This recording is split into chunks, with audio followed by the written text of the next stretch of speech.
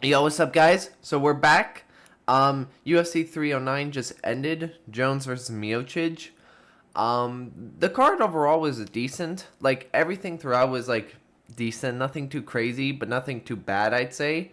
Some stinkers, which we're gonna get into. But overall, like especially the main and co-main, they were pretty good. And why don't we start off with um John Jones versus Stipe Miocic. Listen, kid. Listen, kid. How can you not put John Jones at pound for pound number one after that performance? I mean, complete domination. Complete domination. What, he's 42 years old? That doesn't matter. That doesn't matter, guys. He completely dominated the heavyweight GOAT. He completely destroyed him. I'm trying to sound like Dana White. That I'm imagining that's what Dana White would say. But I mean, we knew this was gonna happen, guys. We knew this was gonna happen. John Jones, he completely decimated him. Realistically, his kicks looked really good. He looked like he had power as well, and he took down Stipe like I thought Stipe was gonna do a little bit better in the wrestling, like good takedown defense. That did not happen. Jones just took him down like that.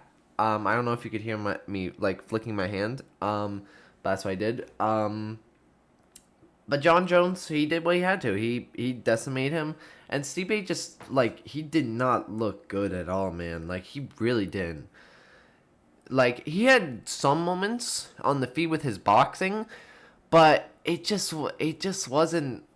It looked like you could really tell the 4 year absence and the fact he's 42 years old. Like it really took effect on him. Mike Tyson. There's a big debate. Who looked better, Mike Tyson or Stipe Miocic? Because I mean, I think Mike Tyson looked better than Stipe Miocic. And also, can we just talk about off track? Um, I mean, Jake Paul. I mean, I'm so sad Mike Tyson lost, man. He just looked terrible, but we knew that was gonna happen. But anyways. John Jones looked like what he had to do. He took him down, he beat him up.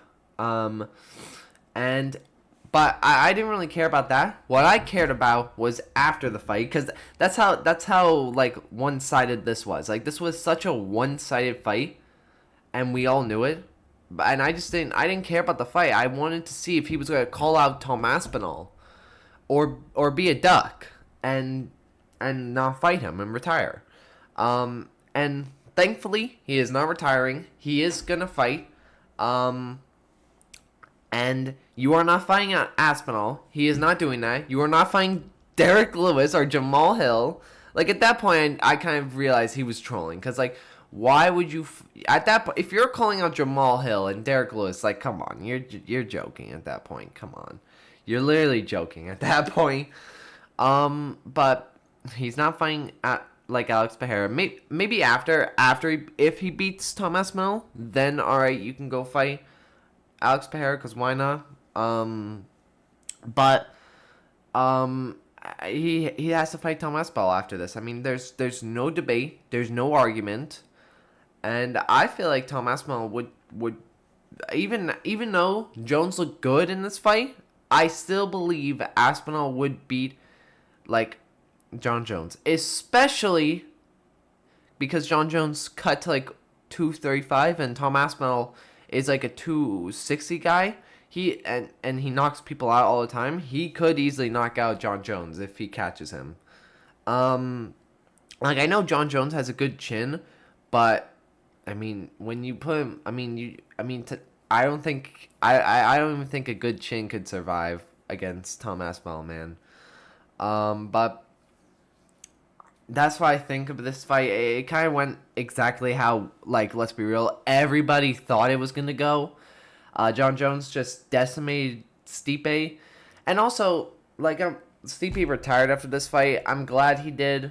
Like, it's kind of rough. It's kind of rough that the UFC just fed him to, like, John Jones, like, for him to get destroyed. It's kind of rough to see that. But I mean, like it's just one of those things. Like the UFC, no, like I think everyone watching this who is buying into the marketing kind of realized that, oh, Stipe does not look that good. He looks old. He looks slow, and John Jones just, yeah. There's not much else to say, really. I mean, that I can't really think of anything else. Now we have Charles Oliveira versus Michael Chandler. Um, Listen, I got this pick wrong. But this one I'm fine. I got my pick wrong. Like, I'm very glad Charles Oliveira won. And he looked great. He did a lot more wrestling than I thought he was gonna do. Like, he did a lot more takedowns, and he almost submitted him a couple times, but Michael Chandler was able to just like escape, and but just be stuck in like the position. Like, he couldn't get up, so he was just stuck. Like, as Charles Oliveira was just trying to submit him multiple times. And throughout the whole fight, Michael Chandler just didn't look that great. I mean, he landed more strikes, but Charles Oliveira did more takedowns and all that stuff. And that's how it was throughout most of the rounds, even round 4. But then round 5, Michael Chandler almost knocks him out, using back of the head shots. Fire that ref. I don't know why that ref didn't stop it. He was literally right there, seeing like 20 back of the head shots being thrown at Charles Oliveira. I have no clue why the ref didn't do anything. That's just a Michael Chandler thing, doing all these dirty, cheap moves. But even with that, even with getting hit in the back of the head like 20 times, Oliveira was able to survive, and he got on top of him and almost submitted him again. And Michael Chandler was just like, screw it. He just like, let me do something funny.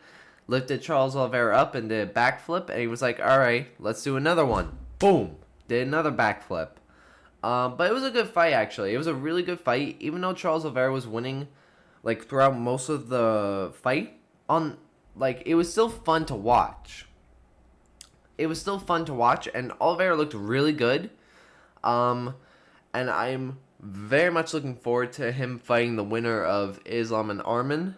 And as for Michael Chandler, buddy, I don't think he's gonna fight McGregor. Unless McGregor is actually gonna come back, which I don't think actually I don't think McGregor's ever coming back. I've held on to that hope for so long, guys, but I've lost.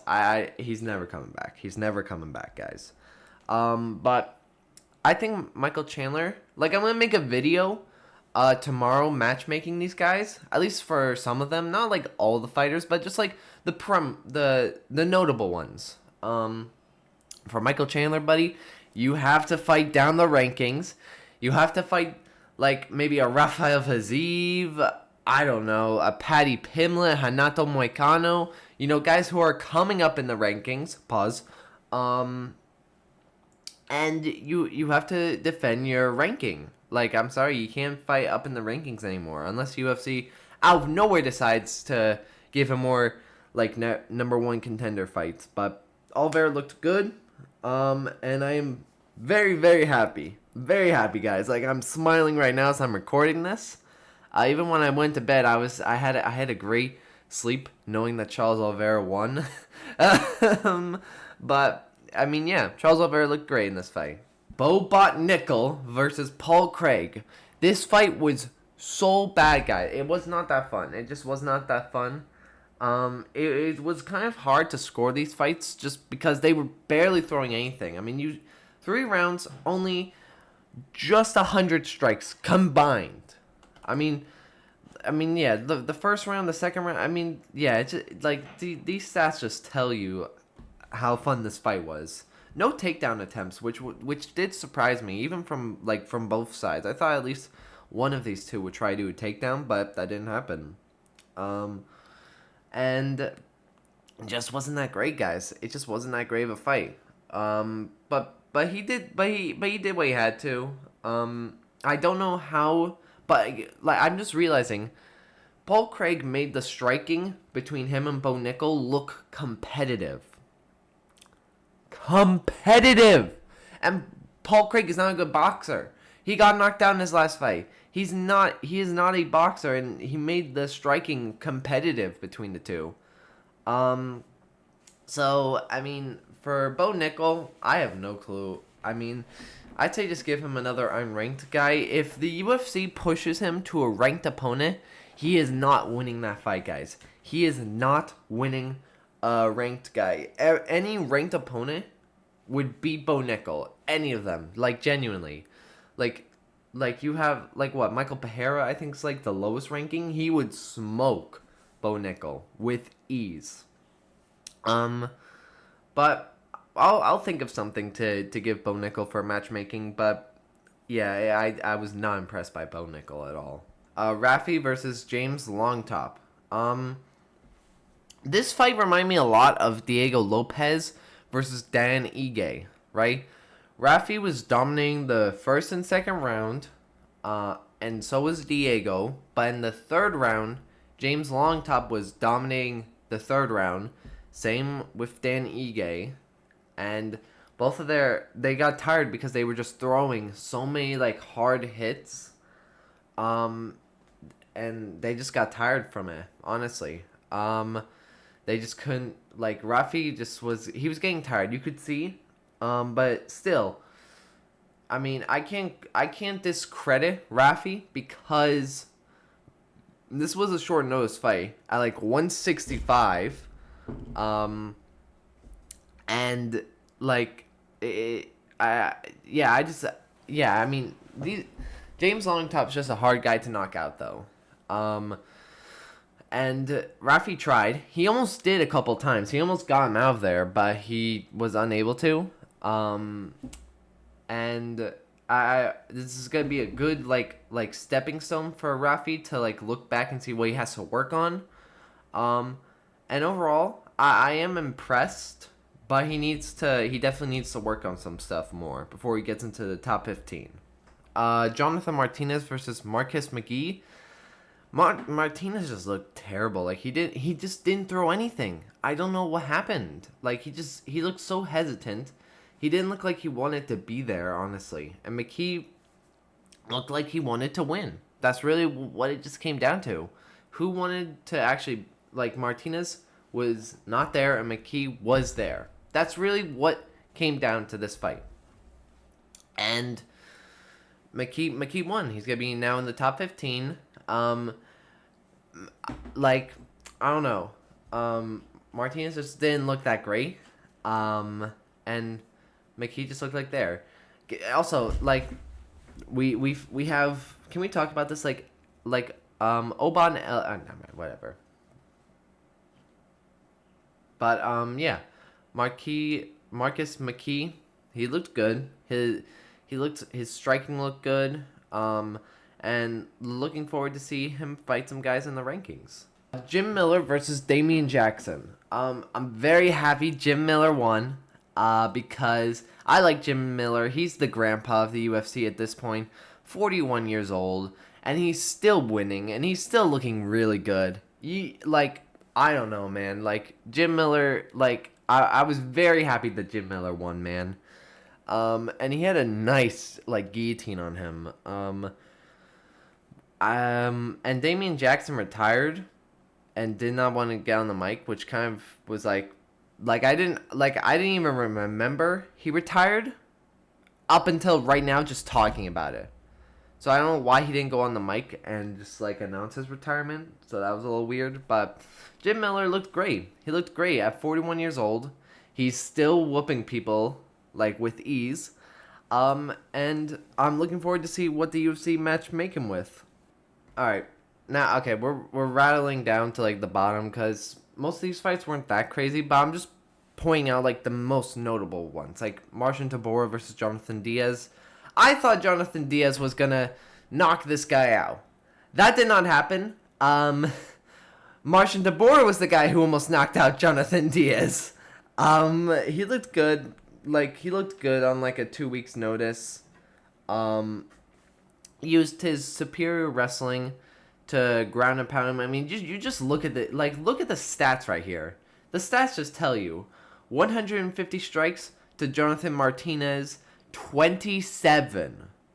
27. I mean, yeah, that just shows. And I've seen people complain about the doctor stoppage. I personally think that was a good stoppage because Jonathan Diaz, by that end of the second round, he was basically knocked out. He really was. And I don't think that third round would have changed anything. It just would have been more unnecessary brain damage from Jonathan Diaz. And I honestly think Herb Dean made the right call, honestly. So yeah, that's really what it is. Marcin Tybura, he looked good. The last fight to talk about, like the last notable one, Oban Elliott knocked out Hafez. I'm very glad for Oban Elliott, because I like Oban Elliott. He's a prospect who I'm very interested in seeing. 3-0 in the UFC, and now he's got a KO.